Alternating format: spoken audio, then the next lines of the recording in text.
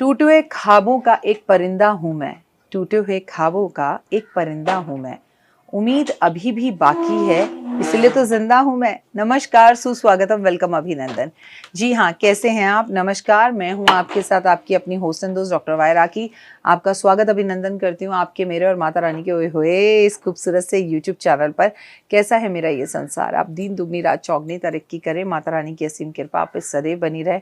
जीवन में आपको कभी किसी चीज़ की कोई कमी ना रहे, आप खुश रहें, बाहर आपके जीवन में यूं ही बनी रहे। अरे भाई, छोटी मोटी चीज़ नहीं है, मार्गशीर्ष की अमावस्या है और मार्गशीर्ष की अमावस्या अपने आप में बहुत खास होती है। देखिए, वैसे तो आप कहेंगे कि आप तो हर अमावस्या के लिए यही कहती हैं, तो फिर ये बात भी सत्य है कि अमावस, हर कोई अमावस, किसी भी महीने की अमावस हो, वो बहुत महत्वपूर्ण होती है। मार्गशीर्ष की अमावस्या पर जरूर करें ये शुभ उपाय।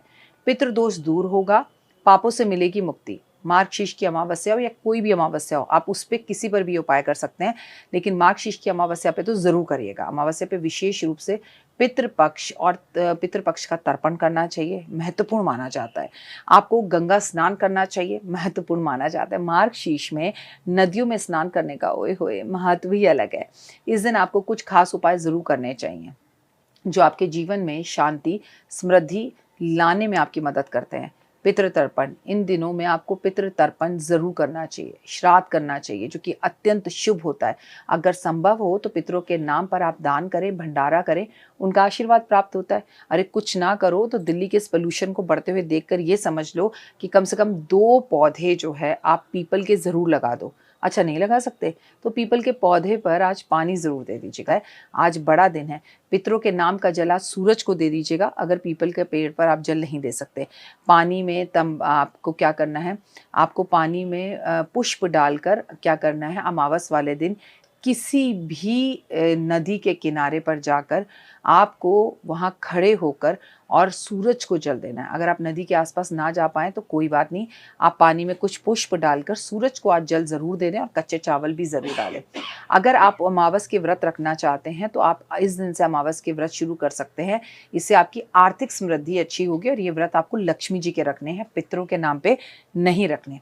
इसमें रात्रि में जाकर महालक्ष्मी की आपको पूजा करनी है। गाय के घी का दीपक महालक्ष्मी के सामने ज़रूर जलाना है। गायों को आज चारा ज़रूर खिलाना है। गायों को आज खाना या घर में बनी हुई रोटी उस पर घी लगाकर, बूरा लगाकर ज़रूर खिलाना है। इससे आपका पितृदोष दूर होगा। पानी में तिल डालकर अगर आप आज तर्पण छोड़े, बहुत अच्छा, नहीं कर सकते तो किसी भी नदी में आज काले तिल थोड़े से डाल दीजिए, इसका भी बहुत लाभ होता है। अमावस वाले दिन आपको तिल पानी में डालकर स्नान करना चाहिए, बेलपत्र पानी में डाल के स्नान करना चाहिए। आपको अपने पितरों की मनपसंद चीज़ें जो उन्हें खाने में पसंद थी, आज उनके मनपसंद चीज़ें वो बांटनी चाहिए, उसका वितरण या भंडारा करना चाहिए। घर की सफाई जरूर अमावस पर करने के लिए शास्त्रों में बार बार कहा गया है। कहते हैं अगर घर की सफाई की जाए तो सकारात्मक वातावरण बनता है। अमावस वाले दिन पूरे घर की सफाई करनी चाहिए और दीपदान अमावस पर बहुत महत्व होता है। अमावस की रात अंधकार की रात होती है। दीप जलाना बहुत महत्वपूर्ण होता है। घर के हर कोने में आपको दीप जलाना चाहिए। घर में नकारात्मक ऊर्जा का नाश होता है, सकारात्मक ऊर्जा का संचार होता है और पितरों की शांति के लिए घर के बाहर सूर्यास्त के बाद दक्षिण दिशा की तरफ खड़े होकर आपको एक 4 मुखी दिया सरसों के तेल का जरूर जलाना चाहिए। घर में देवी माँ की लक्ष्मी की पूजा, अमावस्या के दिन देवी लक्ष्मी की पूजा की जाती है। अगर आप हर अमावस्या आर्थिक तंगी से गुजर रहे हैं और धन की बरकत नहीं हो रही है तो आप हर अमावस्या की रात में सिंह लगन में कम से कम 12 अमावस आप करके देखिए। ओम श्री महालक्ष्मी नमः स्वाहा करते हुए हवन करिए और उसके बाद आप अपनी ज़िंदगी में बदलाव देखेंगे, वो ज़बरदस्त जो आप काफ़ी समय से चाह रहे थे। आपके व्यापार में, आपके काम में आपको बदलाव दिखने लगेगा।